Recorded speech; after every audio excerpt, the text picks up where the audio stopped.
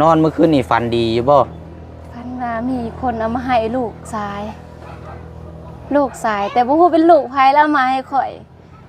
ก็คิดในใจบ่แม่นลูกข่อยเจ้าสิมาให้ข่อยในใจบ่แม่นลูกเฮาบ่แม่นลูกเฮาเฮาก็ฮักเพราะว่าเขาเอามาให้เฮาแล้วเพิ่นเอามาให้เด้เนาะเฮาจะเป็นต้องเอาได้เพราะว่าข่อยก็คิดอยากได้อยู่ลูกอย่างผู้หนึงแต่ว่าบ่คิดอยากได้ผัวคิดในใจกันเดี๋ยวเสียงนับแล้วเจ้าหันหน้ามาเด้อโดยโอ้ยสิแม่นหยังเด้ซะพี่น้องเนาะฝันมาได้เด็กน้อยเพิ่นมามอบให้เนาะโดยมีคนเอามาให้เป็นเด็กน้อยอายุก็ประมาณปีนึงนี่แหละเพลงตาแพงๆอยู่นะปีนึงเนาะนับ1 2 3หันมาเด้อ1 2 3ว้า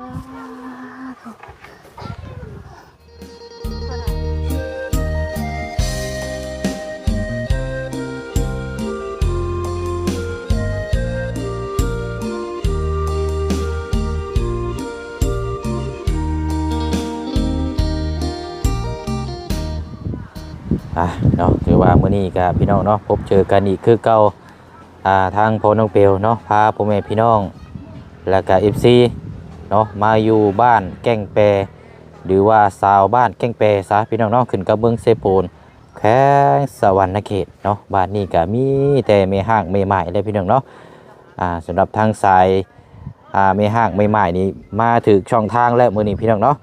เอาก็นี่แหละเนาะมื้อนี้ก็ทางพ่อน้องเปียวเนาะบอดีได้รับช่วงโตจากทางบอดีสายบุญเนาะเพราะว่าทางบอดีก็ลงไป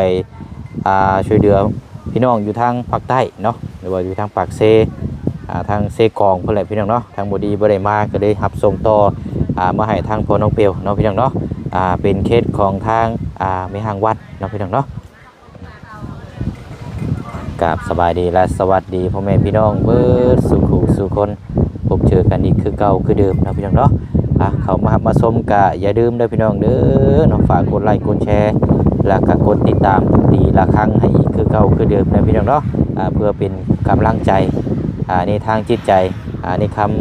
ทำคลิปอีกต่อไปเนาะมีรางวัลใหญ่และมื้อนี้พี่น้องเนาะสำหรับทางสาววันหรือว่ามีห้างวัดนี่แหละพี่น้องเนาะบ่เชียงกับบ่เคยอัปเดตแล้วก็บ่เคยถ่ายทำจากเทื่อครั้งแรกแล้วก็สิมอบรางวัลใหญ่ให้อีกซับเนาะพี่น้องเนาะเดี๋ยวไปฮู้จักทางนอกพูดก่อนเข้ามาโดดพี่น้องเนาะโอ้ยนึกว่าอยู่โซนใดก่อนหน้าก็เคยเข้ามาอยู่เนาะนี่ก็เป็นเฮือนของทางญาติพ่อแม่พี่น้องของทางน้องงามดังนี้แหละพี่น้องเนาะที่ว่าบ่เสียงเคยเอาถุงยังชีพมามอบให้นี่แล้วก็เจ้ามาคนขุดมันเนาะมาแต่เฮ็ดเวยกเฮ็ดงานอยู่นี่แหละหลังนี้แหละเนาะ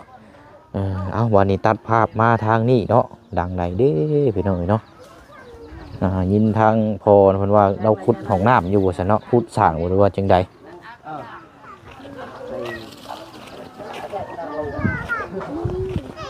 เสร็จเด้แม่อันทางสาววันเจ้าหุ่นบ่โอ้ยเอาสบายดีเด้อเนาะมายังพากันชุมยังอันนี้น่ะขุดบ่ฮะขุดบ่อน้ำเอ้าโอ้เด้อเอาเบิ่งเด้อแม่เด้อไปแน่โอ้ให้ทางน้องๆเพิ่นยับออกนี่เด้อนี่เด้ออย่ามาใกล้เด้อลูกเด้ออันตรายเด้นี่เนาะอันนี้ขุดใหม่ๆสดๆร้อนๆได้บ่นี่เอาไผอยู่ลุมพุ่นน่ะน้องชายเอาเดี๋ยวขออนุญาตอันบ่เสียงหนีบไม้แน่เด้อเห็นตัวจริงเนาะได้ครับชมแต่ในช่องเบาดีแล้วก็ทั้งเบาเตียงเนาะครั้งแรกมาโดยเหตุผลคุดสร้างอยู่อายุจักปีแล้วจ้ะ26เรายังเป็นน้องอยู่เนาะอันนี้น้ำสร้างเจ้าเองบ่นี่นะโดยเอาคือบ่มีน้ำบ่คือว่าคือคุดน้ำสร้างอยู่นี่นะมีอยู่น้ำแต่มันไกลมีน้ำบาดาลพุ่นแล้วเวลามาแต่เวียกแล้วเมื่อยต้องแบกน้ำมาบ้านก็เลยขุดเอาเนาะก็แบบว่าเฮาเจาะน้ำบาดาลสิก็บ่ได้บ่อันเนาะแต่เขตนี้มันแพงเท่าไรนะจริงเขาว่า18 ล้าน50 ล้านประมาณนั้นแหละอันเจาะน้ำบาดาลนี่ได้โดยเรื่องอยู่ได้ซะนี่เนาะโหดอยู่ซะเนาะอันแพงกันกับเขตแถวบ้านนั้นพูดอันเนาะทางบ้านน้องสมใจบ่นั่นก็18 19 ล้าน แต่ในแถวนี้มันเจาะยากเนาะ ของผู้ฮอบ่เคยเจาะมีแต่เขาขุด ก็เลยใช้วิธีนี้เนาะ เลย โอ้โหหมุนเนาะจักมือแล้วก็อันน้อง ทิศปลายเหรอ 10ฮะ ทิศปลายเลย ทิศปลายแล้ว โดย อันนี้คุดชูมือบ่ คู่มือ บางมือก็อยู่แน่ไปก้นมันเขาเจ้าก็เลยอยู่ บ่เอาห้องโอยจักบาทก่อนพี่โดมันจักเม็ดแล้วนี่นะ หมู่เถื่อ มึงเว้นเช้าเม็ดแล้วบ่นี่นะ มื้อที่เช้าเม็ดหนึงอ่ะ มันเถื่อ อันนี้เอาน้ำขึ้นบ่นี่นะ โดยเอาน้ำขุดแล้วก็ขุดไม้ขุดตอ เออ ได้อยู่โอ้ย อ๋อลึกป่านนี้น้ำก็ยังบ่ทันมีอยู่ดิเนาะได้แล้ว20เม็ดนี่เดี๋ยวอันนี้ไผสันผู้นี้นี่ อ้าย จะบอก อ้ายกกโดย อ๋ออันคือทางอันเจ้านี่เป็นแม่ห้างใช่บ่ โดย บ่ได้มีเคยมีผัวแต่ว่าเป็นแม่ห้างเนาะ โดย มีลูกบ่ มีผู้หนึง ลูกติดบ่ แม่ เออใช่ลูกนี่บ่ ผู้อยู่เฮือนๆพุ่น เอานี่เบิ่งน้ำนี่กันจังน้อยก่อนซะเนาะ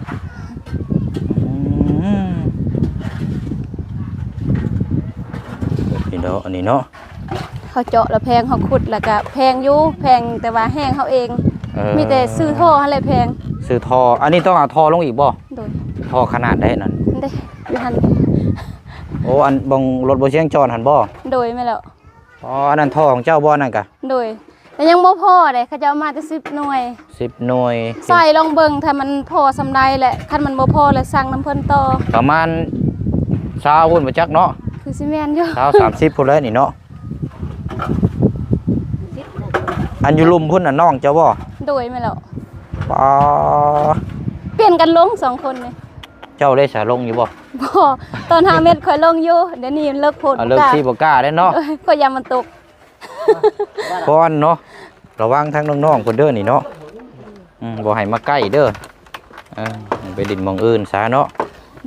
ดินมากระบี้ไล่ยอกกันนั่นบ่แห้งแล้ว ตกหันแล้วเลย โอ้โหหมุนเนาะหมุนเอาน้ำขึ้นมานี่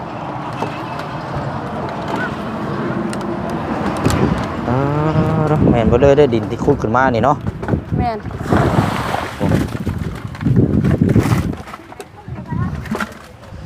สากขุดบ่ออันนี้คือหยังสะน้อง ได้ปุ่มน้ำ ได้ปุ่ม น้ำดูดขึ้นนี่มีตัวดูด ดูดจากขึ้นตัวนี้เนาะ โดย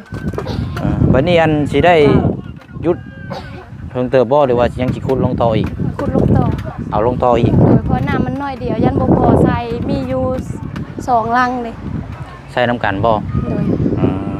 น้องเพิ่นก็มีครอบครัวเพิ่นแล้วก็ใส่ต่างหากมันนะ แต่ว่าเราต้องเอาท่อลงอีกเนาะ โดย เอาเนาะถือว่าเป็นบ่อันนี้เด้ๆนี่เนาะซอยกันจากครอบครัวก่อนนี่ สองข่อยกับน้องชายหั่นแหละแล้วก็มี สองเนาะ อายมี2ครอบครัวหั่นแหละ เอาสองครอบครัว โดยคือน้องชายข่อยกับอายข่อยแล้วก็ข่อยขุดนํกันนี่แหละก็เลยใส่นํกันถ้าได้น้ำแต่อันนี้มันน้อยเดียวยันบ่พอ บ่พอหรอกนี่เนาะ โดย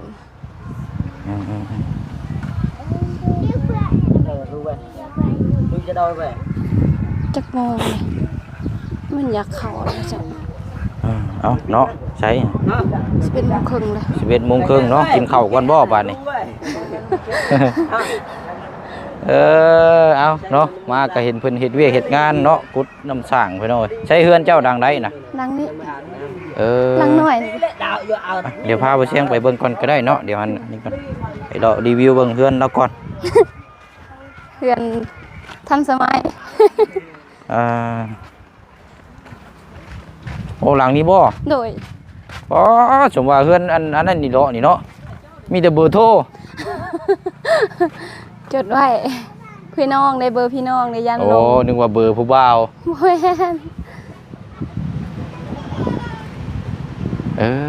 เนาะผมมีแต่เบอร์มาเต็มหมดเลยเนาะ จดเสียยันมันลงยันค่ะ เนาะอันคือไปนั่งหันก่อนก็ได้อันเดี๋ยวไปเชียงถามก่อน อยู่นำกันจะค้นก่อนนี่นะ ยังเบอร์โทรก็หลายแท้นี่เนาะเต็มอยู่นี่ พูดนะมีพ่อเด้เราได้พี่น้องหลาย อ๋อแม่นนะเบอร์ผู้บ่าวนะนี่ บ่แม่น บ่โอ้บันไดก็บ่มีอันนี้เนาะ บ่มีขึ้นแบบนี้เลย ว้า แล้ว เอาอากาศก็ร้อนเนาะ โดย พัดลมบ่เปิดบ่เปิดเอาเด้อ อยู่แต่ปลักมันมีอยู่ปลักมัน ยันว่าฮอดบ่เชียงบ่ปานใดดอก เด้พัดลมกะ อืม เออ ยังใส่มันคลุดไปแล้วนั่นน่ะพัดลมก็ มันเพแล้ว มีเชือกพางมัดอึกทึกแท้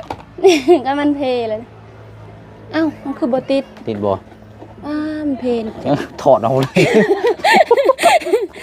เป็น โอ้ อะไร เนาะนี่วางได้ อ้าว แตกตับเนี่ยฮะบ่อย่าดอกจ้ะ อ้าวเพแล้ว ไฟฟ้ารับบ่จักบ่ บ่ยังอยู่ เออ เพแล้ว มันใส่รุดเนาะเจ้าอันจับมันได้กินมันรุดบ่ได้เนาะกินนี่มันตูดมัน บ่ น่ะ เป็นยังมัน โอ้ มันเลยอันนี้เขาเคยถอดออกอยู่ตลอด โอ้ยเอาโอเคเอาไว้ก่อน คนกระหางรถกระหางพัดลมกระหาง ยังก็ห้างอันนี้เนาะ หอน ผมว่าห้างนี่เนาะโอ้ยเอา เฮ็ดจังได๋ จังว่า อย่า กั มัน น ซะ อยู่ เนาะ แบบนี้แหละ อืม มือมันได้หักมันได้เอง โอเคเนาะ เป็น เอาจังว่ากันอันโทษเด้ออันสวรรค์เด้ออันอยู่นี่นั่นอยู่นํกันจะคนครอบครัวนี่น่ะ 6 คน พ่อกับแม่บ่ โดยมีพ่อ แล้วก็ มี แม่ แม่น้อง น้องสองบ่ โดยอันเบิ่งก่อนสี่แม่นคันรวมทั้งน้องสายน้องไผหันบ่ไล่แต่ชุมข่อยนี่6 คน อยู่ในเรือนหลังนี้บ่ โดย เออ น้องสายกับน้องไผแล้วก็อยู่เพิ่นเราตัวนั้นเด้ อันเจ้านอนก็นอนอยู่นี่บ่ นอนกลางๆตัวนี้ ใช่นะ บอนกลาง มอง นี่แหละ สร้างนี่มองศาสตร์นี่บ่ โดยกลางในผักเบื้องนั้น กลา แม่ งนี่ นอน เนาะ โดย อ๋อ ผักเบื้องนั้นแม่นอีแม่เครื่องกลางแม่นน้องกับลูกซ้าย เออ ส่วนข่อยนอนอยู่นี่ก็แม่นอีพ่อนอนมอง เวลานอนนี่ก็ปูศาสตร์ไปได้เนาะเลี้ยงได้เนาะ โดย เดี๋ยวเอ้าบัดนี้เรื่องราวสำหรับทางอันชาวบ้านนี่ถามนิดจะน้อยอันคือว่าเป็นแม่ห้างนี่ที่มาที่ไปนี่เป็นได้นี่นะ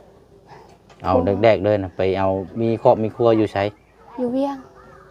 อยู่เวียง โดย เวียงจันทน์พุ่นบ่ โดย เอาไปเฮ็ดงานอยู่พุ่นบ่ บ่เรามาเฮ็ดงานอยู่บ้านเฮาแล้วก็พอกันก็เอาเดียวกันเลยแบบนี้นะ อ๋อเพราะว่าทางเวียง โดย มาเฮ็ดงานอยู่บ้านแกงแปรนี่บ่ โดย อ๋อแต่จักปีแล้วนี่นะ ตั้งที่ค่อยยากันบ่หรือ แม่ ว่าน แต่ยากันคบกันนั่นแหล้วรวมเบ่เลยก็ได้ได้จัก ห ปี ลายเติบแล้วตอนเอากันก็3 ปีบัดนี้ยากันก็3 ปีแล้ว อ๋อเอากันน่ะ3 ปี โดย แล้วก็ย่ากันอีก3 โดย เป็น6 ปีบ่รวมเบิด โดย อ๋อ 6 ปี เป็นคนเวียงเนาะ โดยแต่เราชนเผ่ากะมุ เอาส่วนเขากะมุ โดย อ๋อเป็นคนกะมุเนาะ โดย อันเราก็มาอยู่เฮ็ดหาอยู่หากินอยู่พี่บ่ อยู่ในปีหนึง อยู่พี่ปีหนึงอยู่น้ำเจ้า โดยเราแต่งเรียบร้อยแล้วก็อยู่ปีหนึงเบิ่งอยู่แบบอยู่เฮ็ดเวียกเฮ็ดงานเนี่ยแล้วก็บ่ไปบ่มาก็เลยกลับไปอยู่บ้านพ่อแม่แล้ว อืม ให้พ่อแม่เราเห็นเองเราเป็นแบบใดนะตัวอย่างมันนะถ้าเฮาอยู่นี่ถ้าเฮาแบบมันบ่ถูกเลยเขายันว่าเฮานี่ผิดยันเฮาผิดพ่อแม่เขาบ่ฮู้ดิแล้วกลับไปอยู่บ้านเขาให้พ่อแม่เขาเห็นเองแล้วก็ที่ไปที่มาแล้วเขาก็เห็นให้เขาสั่งสอนเองลูกเขาดิ เออ พอเว้าหยังบ่ได้เว้าหลายก็ยันผิดใจเพิ่นแน่กลับไปอยู่บ้านเพิ่นก็คือว่าแล้วเนาะตามใจเพิ่นอยากเฮ็ดแหละ เจ้าก็เคยเมื่ออยู่บ้านแม่ย่าอยู่บ่ โดยเมื่อได้2 ปี เมื่ออยู่พุ่นได้2 ปี โดย เอ และ อย า แต่บัดนี้วันนี้ปีนี้ได้จะคือได้เลิกลากันเนาะ ค่อยเลิกแล้วแต่ปี2021 ปี2021 โดย เออมันเป็นแบบใดนะคือว่าได้เลิกลากันครอบครัว เราติดยา โอ้บ่เว้าได้ซะตัวนี้เนาะทั้งผัวบ่ โดยติดยาติดเหล้าลิ้นไผ่บ่หาบ่กินแบบนั้นบ่ได้ไปบ่หานำกันนะแบบเราไปผู้เดียวเราส่วนมาบ้านแล้วก็บ่มาแบบไปอยู่บ้านเขาอาทิตย์นึงอาทิตย์ปลายแบบนั้นนะหรือว่า2-3 มื้อจังมาบ้านบ่ฮู้ว่าเมียอยู่เฮือนหันสิกินหยังสิอยู่แบบใดนะ อืม แบบคือลูกบ่สบายก็มีแต่เฮาเบิ่งเอง มีแต่เจ้าดูแลเนาะ โดยกับแม่ย่าเพิ่นแหละเพิ่นก็ดีอยู่แม่ย่าพ่อปู่กับเพิ่นก็ดีอยู่เฮ็ดจังได๋เนาะเพิ่นดีแต่ว่าผัวเฮาบ่ดีเด้อยู่นํกันบ่ได้เลยผู้อยู่เขาฮักแพงแต่ว่าอยู่นํกันบ่ได้เฮาบ่ได้มักเขาเด้เฮาบ่ได้อยากได้เขาอยากได้ผัวแม่นเฮาอยู่นํกันได้คำว่าผัวฮักผัวแพงพ่อปู่แม่ย่าสร้างเฮาอยู่ได้อันนี้พ่อปู่แม่ย่าฮักแพงอยู่แต่ว่า ผัวเนาะ ผัวบ่ฮักแพง มันก็อยู่บ่ได้คือเขาเนาะ โดย เพราะว่าผัวเป็นคนนำพาได้อยู่คุณเฮาไปพุ่นเนาะก็ต้องพึ่งพาเพิ่นอยู่แล้วเนาะ โดย เอ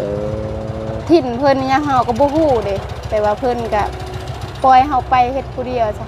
แบบไปเฮ็ดงานเฮ็ดไร่เฮ็ดสวนอยู่บ้านเขาปลูกสาลีปลูกมันต้นปลูกมะเดือยแต่มะเดือยหั่นข่อยบ่ได้ปลูกข่อยปลูกแต่สาลีกับมันต้นไปอยู่เพิ่น ไปอยู่พุ่นก็เฮ็ดเวียกแบบนี้อยู่เนาะ เฮ็ดอยู่เฮ็ดไร่แน่อยู่เพิ่นน่ะ เฮ็ดให้ โดยปลูกข้าวนี่แหละแต่ละมื้อแต่ละวันเราก็บ่ได้ไปนำข่อยมีแต่ข่อยเอาแห้งพี่น้องเราหั่นเอาแห้งพี่น้องเพิ่นแล้วก็เขาก็พี่น้องเพิ่นก็อีตนสงสารเฮาเด้ก็หักแพงเฮาคือกันแต่ติดตำพัวเฮานี่แหละบ่ดี เสียแต่ตัวนี้แหละเนาะ โดย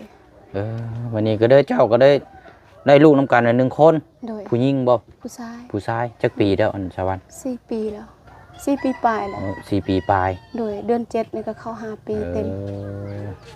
หอบลูกหอบเต้าลงมาอยู่นำพ่อแม่อีกบัดนี้เนาะ โดย ตอนนี้ก็เลยเป็นโสดเนาะ โดย โสดลูกติด โดย เอ ว่าแล้วนะ อยู่แบบนี้แหละบางเทื่อก็วางเวียกก็ไปหารับจ้างเขา บางเทื่อก็คือแบบเดี๋ยวนี้ว่างเนาะบ่ได้เฮ็ดหยังเขาบ่ได้กลมันเฮาก็เลย มีขุดอันนี้เขาก็ขุดอันนี้ถ้าว่ากลมันเด้อมื้ออื่นเขาไปตอบแหงเขาเพราะค่อยก้นแล้วเด้เขาเจ้าไปให้ค่อย วันนี้ค่อยไปให้เขา เฮ็ดมันก็ช่างว่าลูกทิ่นน่ะเอาว่าค่อยปีนี้นะ มันบ่ได้เนาะปีนี้เนาะ บ่ได้มันลง มันลงขาดทุนเนาะก็ยินเขาเจ้าก็จมลายอยู่บ่คือปีที่แล้ว แม่นปีที่แล้วก็บ่ได้ลงทุนหยังก็ได้อยู่พอซื้อเขานำกินอันนี้แล้วคือเดี๋ยวนี้เขาก็คือว่าและมีผู้ใหญ่ใจบุญเพิ่นช่วยมาให้2เป้าหั่นแหละ โอ้นี่บ่ โดย ต้องสอบนี่เนาะ โดย โอ้ใครอยู่ซะเนาะพอได้บรรเทาในครอบครัวเนาะ โดยแต่บ่ฮู้ว่ามันสิโดนซำใดคือว่าแล้วเนาะเฮาก็มีอยู่6คนกินนั่นน่ะ ส่วนหลายนี่อันทางชาวบ้านนี่ไปเฮ็ดเวียกงานยังแต่ละมื้อแต่ละวันในตอน บาง นี้ เทื่อก็ไปรับจ้างเขาคือปีกายเนาะค่อยปลูกมันแล้วซำนี้นะทางไห้แล้วค่อยไปเฮ็ดกินให้เขาไปไล่เป็นเดือน เอาเงินเดือนมันนั่นแหละคือว่าแหละลูกก็ยังน้อยเนี่ยคนอยู่เพื่อนก็หลายคนกินแน่เดือนหนึง3 ล้านเขาจะเอาให้นะเดือนหนึง3 ล้านแล้วเฮ็ดไปเฮ็ดมาแหละหอดยามกลมันยามหูดเขาข่อยมาข่อยก็เลยพักงานหันเดี๋ยวนี้เขาก็โทรบอกให้ไปอยู่แต่ว่าข่อยค่าเวียกหลายโหด ซอยในเวียกในครัวเฮือนเนาะในครอบในครัว ปีกายนี่ข่อยปลูกมันแล้วซำนี้ปีนี้คือว่าแหละมันลงแน่บ่มีกำลังใจแน่อยากเฮ็ดหยังก็ท้อ ขุดน้ำก็เมื่อยแน่แต่ละ แต่ เทื่ มั อน ราคาบ่ต่ำเนาะ โดยเดี๋ยวนี้แหงลดลงโอ้ยแล้วเลย ข่อยขุด2 ส่วนรูปทินคือว่ายังส่วนอยู่บ้านซะแล้วบ่รูปแหละคือว่ามันสิขึ้นอยู่แหละต่อหน้าหั่นนะแบบต่อเดือนหั่นมันสิขึ้นอยู่แหงหลายมื้อหลายเดือนมันแหงลง มันยังหนักลงเลยบ่ โดยเอาแล้วบัดนี้เอาแหงอยากได้ทุนจะลดถ้ามาว่าให้มันขึ้นแหงรูป เท่ากับทุนนี่ก็บ่ได้เนาะ บ่ได้ค่อยรูปทุนแล้ว อดเอาเฮ็ดจังได๋ แม่นนั่นแหละเนาะคันว่าบ่เฮ็ดก็จักสิเฮ็ดหยังเนาะ แต่ว่าก็ยังเฮ็ดต่อแหละบ่ท้อก็ยังสิไปปลูกอยู่มันอยู่บ้านซะแล้วนะอยู่นี่ปลูกแล้วอยู่นี่มีแต่เสียหญ้ามีแต่บ้านซะแล้วยังบ่ทันได้ปลูกยังบ่ทันได้ไทยพอลบทุนได้เงินที่ลงทุนหัน7 ล้านไปขายได้แต่4 ล้านลบ3 ล้าน หยุด3 ล้าน โดย กำไรบ่ได้เนาะ บ่ได้ ทุนเพิ่นฮ้องว่าทุนหายกำไรหมด อันนั้นก็บ่แม่นว่าเงินสดเจ้าของเองไปกู้เขามาไปติดหนี้เขา กู้ มา เข้ามาอีก โดยขาย7 ล้านไปสุดท้ายลบทุนนะ โอ้ย ย่าแหละเดี๋ยวนี้นะบ่ฮู้ว่าสิได้ไทยหรือบ่อยู่สวนบ้านซะแล้วนะ คันลูกชายใหญ่แล้วก็เฮาสิปล่อยให้พ่อแม่เพิ่นเบิ่งบ่ให้เฮ็ดและสวนบ่ให้เฮ็ดแล้วหายสิไปหาเฮ็ดเวียกพอแบบให้พ่อแม่อยู่บ้านแบบพักผ่อนได้สักจักปี1 2ปีสิไปหาเฮ็ดเวียกหางานทำนี่แหละคือหมู่คู่เขาก็ไปล้างบ่วงล้างจานเขาก็ได้อยู่เดือนหนึง3 ล้านก็พอกินอยู่ก็เพื่อนเขาบ่หลายคือคอยเพื่อนหลายนี่ก็คือว่าแล้วบ่พออยู่เนาะโดยพอกินเดี๋ยว เขา เอา เป็น เนาะ ผู้ซอกผู้สาวไม่หอกไม่ห่างเขาแต่อยากได้กระแปงอยากได้อยากเสริมสวยอยากงามมีหยังเนี่ยอยากได้เสื้อผ้าแน่วันนี้ลูกชายอีก แดงตา ลูกชายก็อยากกินขนมอยากกินขนมข้าวต้มคือเขาวันนี้เขาซ่านเขายังอยู่เฮือนเป็นดอกเป็นนัวเกลือพริกอะเอาหานี่แหละอดเอาเฮ็ดจังได๋ มีแต่แนวแพงๆเนาะ คันคือตะกี้โอ้ยทงหนึ่ง10,000ปิงนัวนะ8,000ตัวถึกอันที่แรกอันโตทงใหญ่หั่นน่ะบัดนี้26ทงใหญ่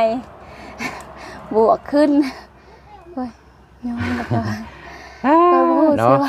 เด้อเอาเรื่องเวียกงานบัดนี้พอซำนี้ก่อนบัดนี้เลือกเอาเวียกทางตัวนี้แล้วบัดทางจิตใจบัดนี้เนาะคบหากับไผในตอนนี้มีคนคุยนำอยู่บ่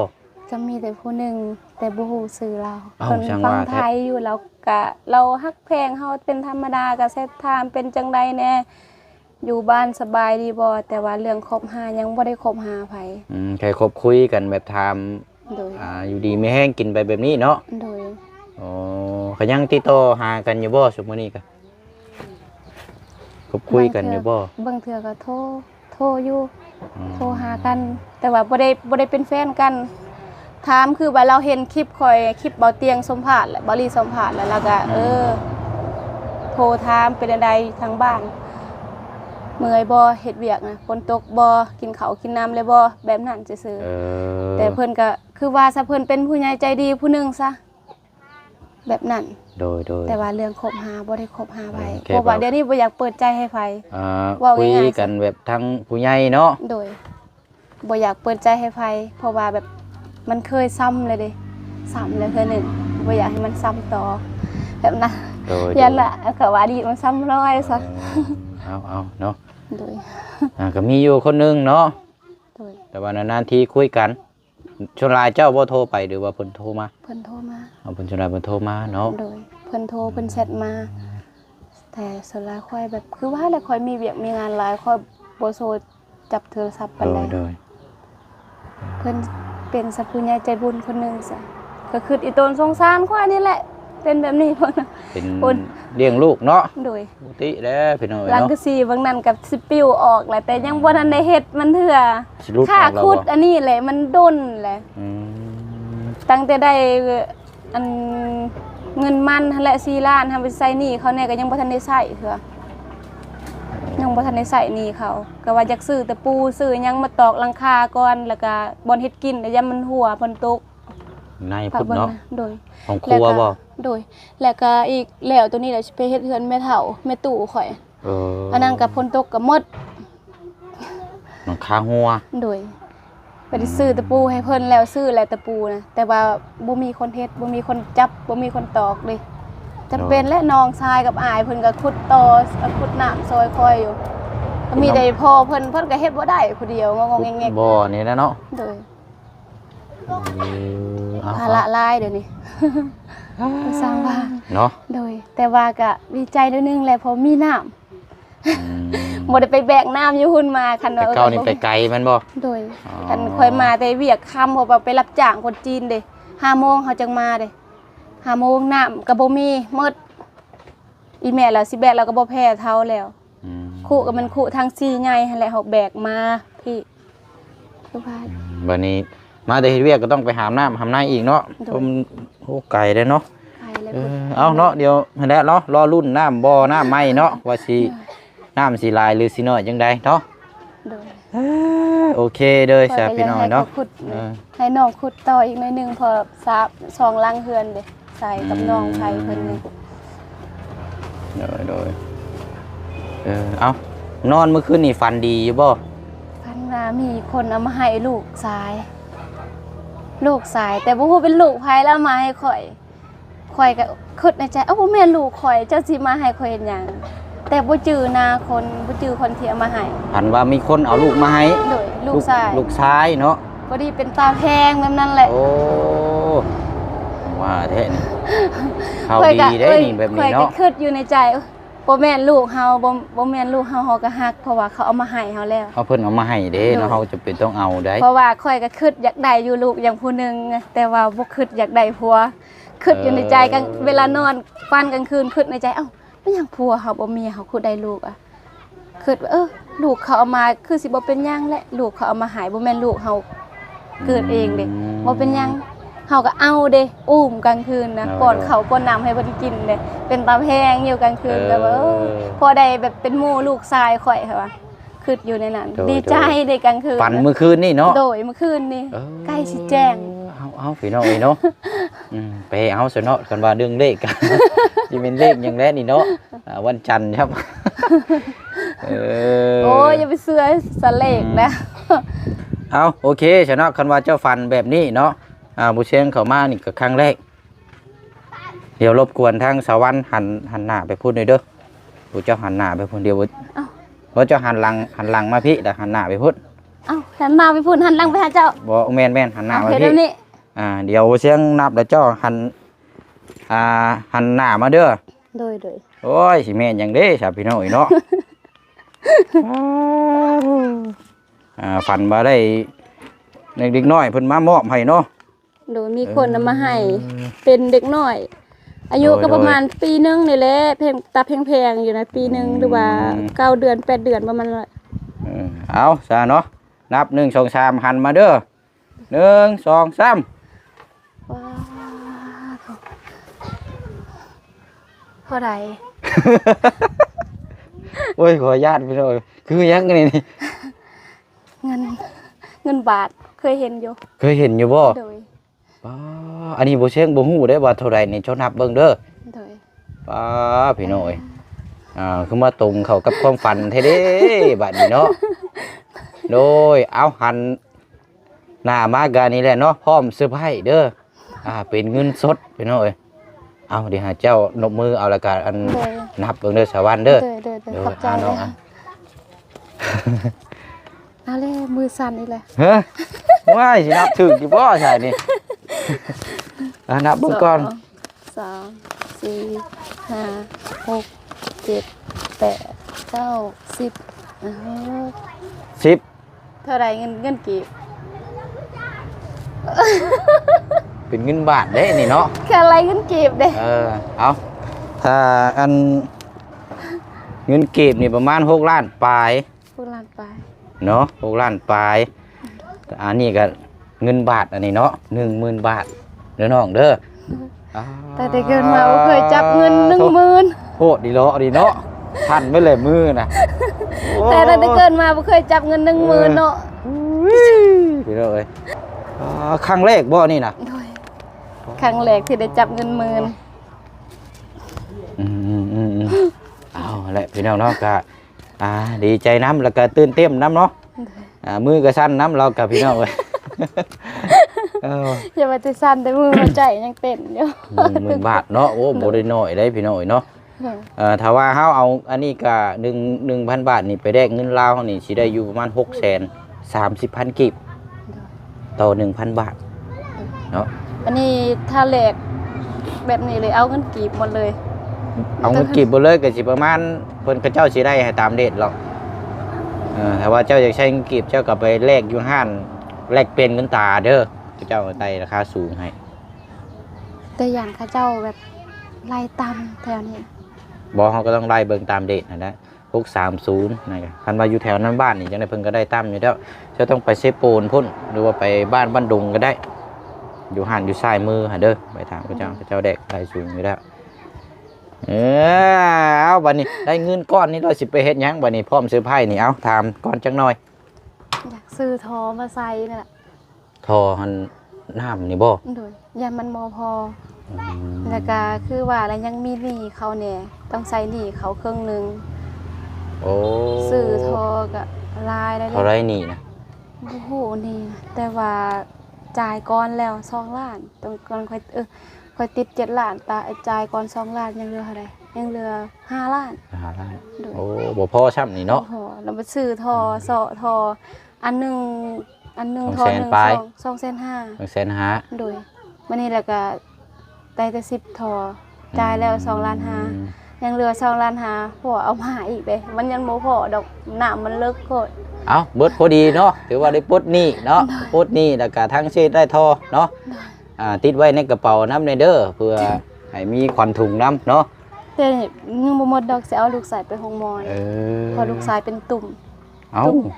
ตุ่มน้องตุ่มน้ำเหลืองอีหยังค่ะว่า เป็นน้ำเดืองบ่ โดยค่อยไปกวดแล้วเทื่อนึงแล้ว แต่ว่าภาษาเฮาก็ว่าเป็นเลือดเม็ดขาวค่ะว่านะ โอ้ มันอักเสบตามผิวหนัง เดินมีขาว โดย ไปเป็นน้องน้ำเดืองใช่บ่ คือสิแม่นอยู่แต่ว่ามันก็เวลาเราเกาคันเด้แล้วก็เป็นหนองออกมาเป็นน้ำแบบนั้น แต่ค่อยไปกวดแล้วเขาจะว่าเป็นเลือดเม็ดขาวอักเสบตามผิวหนังค่อยซักยาเทื่อนึงแล้ว200,000ปลายแต่ว่ายังบ่ดี เนาะจังไดก็ แต่ พาลูกไปเบิ่งก็ได้เนาะ โดยต้องไปหาเพิ่นต่อ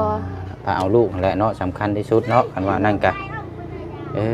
เอาโอเคชาตามนั้นแหละเด้อมื้อนี้พอดีทางบอดี้เนี่ยเพิ่นบ่ได้มาเพิ่นลงปากเซ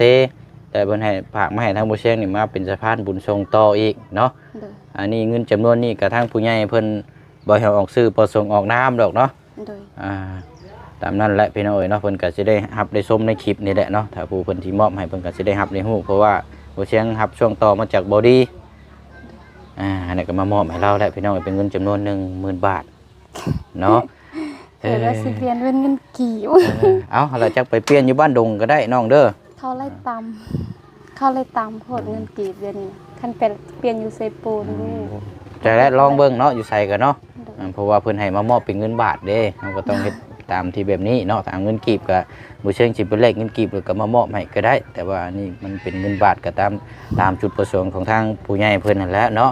โดย เอาดีใจน้ำเนาะมีแต่ว่าอนุมืออันนี้บ่เชิงสิเดินทางต่อก่อนอันน่ะฝากขอบมุกขอบใจทางผู้ใหญ่เพิ่นแน่เด้อ โดยขอบใจเด้อขอบอกขอบใจขอให้หาเงินหาคำได้ขอให้มีบุญวาสนาแบบหาเงินหาคำได้ปรารถนาสิ่งใดก็ให้ได้สิ่งนั้นแต่ก็ขอให้ร่ำให้รวยอยู่ดีมีแฮงขอบใจเด้อ โอ้ย โดย เอาเนาะยินดีน้ำพี่น้องเอ้ย กำลังใจสู้ เป็นดีกำลังใจนึงเนาะ โดย เอาสู้ๆเนาะเอาเสียงขอไม้แน่บัดนี้เด้อตามนั้นได้สิได้เดินทางก่อนบัดนี้เนาะมีโอกาสเดี๋ยวเข้ามาเยี่ยมมายามใหม่เนาะเอากลับก่อนเด้อสาววันเด้อโดเอาสบายดีเนาะ มาก็บ่ได้ให้กินน้ำกินข้าว บ่เป็นหยังบ่เป็นหยังเอาเด้อวันนี้เด้อไปละโอ้ยฮึบโอ้ดีเลาะดีเนาะเนาะมื้อนี้ก็มาครั้งแรกเนาะนี่แหละเฮือนเราพี่น้องเอ้ยไล่แต่ติดตามเนาะเฮือนสาววันไม่ห่างวันอยู่น้ำพอกับแม่เนาะนี่ก็เลี้ยงอาชีพในครอบในครัวซอยกันไปพร้อมเซอร์ไพรส์จำนวนเงิน 10,000 บาทเงินจากทางผู้ใหญ่ใจบุญเนาะเพิ่นก็มาออกซื้อประสงค์ออกน้ำรับช่วงต่อจากทางบอดี้สายบุญเฮาเนาะพี่น้องเนาะคลิปนี้ก็ต้องขอขอบใจขอบุญขอบคุณทางผู้ใหญ่หลายๆเด้อเนาะแล้วก็ทางFC พ่อแม่พี่น้องผู้ใหญ่ใจบุญเนาะเข้ามาชมเป็นกำลังใจเนาะพี่น้องเนาะวันนี้กับบุญเชียงสิได้ขอตัวเดินทางไปต่ออีกก้อนเนาะพี่น้องเนาะพบกันในคลิปหน้าคลิปนี้บ๊ายบายเด้อพี่น้องเด้อสบายดี